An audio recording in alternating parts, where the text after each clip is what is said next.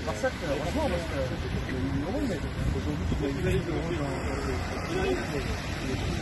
On avait deux cibles, hein, c'est la surtransposition et aussi les états généraux de l'alimentation, parce qu'aujourd'hui, vous savez que pendant 1 an et demi, on a échangé pour travailler sur des retours et des retours de valeur dans nos exploitations. Donc il y a eu des ordonnances de signer et puis on s'aperçoit que les ordonnances se sont appliquées, en particulier l'ordonnance sur le seuil de revente à perte plus 10%. Et on a une manne financière de presque 600 millions d'euros aujourd'hui qui est restée à la grande distribution. Donc une fois de plus, c'est la grande distribution qui a margé en lien avec les états généraux et c'est pas redescendu dans les exploitations. Donc là aujourd'hui, il y a un ras-le-bol général donc, sur toutes les filières et tous les paysans. Et on est là aujourd'hui à la fois pour tracter, pour informer la population et commencer à mettre la pression sur la grande distribution.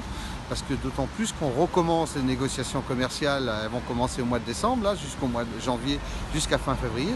Donc on commence à mettre la pression pour que les états généraux s'appliquent, les ordonnances s'appliquent, mais que le retour se fasse réellement chez les pays. Nos députés, quand on en parle, c'est que voilà, ils ont voté une loi, sauf qu'ils n'ont pas, je dirais, été capables de mettre en place les outils pour la faire appliquer.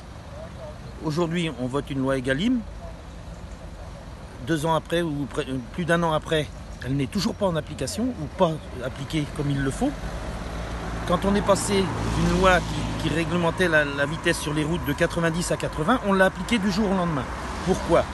De poids, de mesure. Pourquoi une loi est appliquée du jour au lendemain et d'autres lois, on ne crée pas les outils.